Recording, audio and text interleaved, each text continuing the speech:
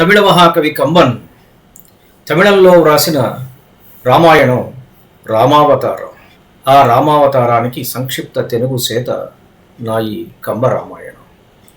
మారీచుడు రావణాసురుడికి హితవు పలుకుతున్నాడు. ఓ రావణ, నీ ఐశ్వర్యము, నీ వైభవము ఎంత తపస్సు చేస్తే నీకు అబ్బినవో అందరికీ తెలుసు. శరీరాన్ని శుష్కింపజేశావు, శిరస్సులు ఖండించి అగ్నిలో వ్రేల్చావు. అంతటి గొప్ప తపస్సు వలన సముపార్జించిన వైభవము నీవు చేయబోయే ఒక తప్పు వలన సర్వనాశనమైతే మరల తిరిగి నీకు వస్తుందా? వేదవేదాంగవేత్తవే, నీకు తెలియని ధర్మమున్నదా?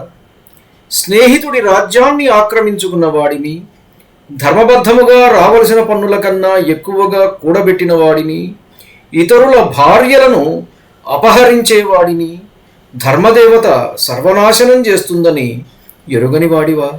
నాశనం కాకుండా వర్ధిల్లిన పాపాత్ముడిని ఎవరినైనా చూపగలవా? అహల్యను మోహించిన దేవేంద్రుడి గతి ఎరుగుదువు గదా. మహాలక్ష్మితో సరితూగగల మగువలు నీ అంతఃపురంలో ఉన్నారు. నీకేమి తక్కువ? నీ వాడిన మాటలు నీవు బుద్ధిని కోల్పోయావని తెలుపుతున్నాయి. రాముడి బాణాల సంగతి నీకు తెలియదు.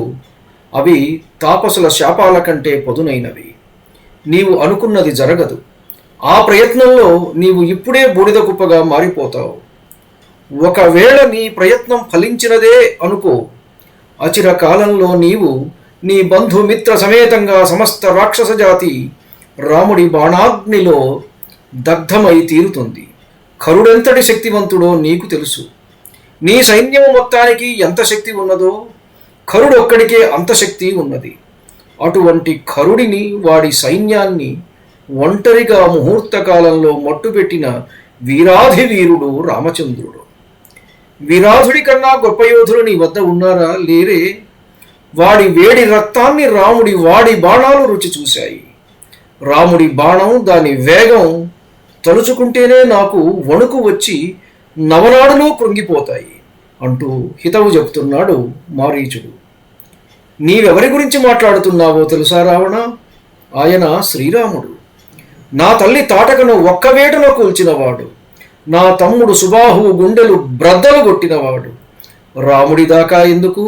ఆయన నీడ ఉన్నాడే ఆయన తమ్ముడు లక్ష్మణుడు. ఆ లక్ష్మణుడి పరాక్రమం గుర్తుకు వస్తేనే నా గుండె లయదప్పుతుంది.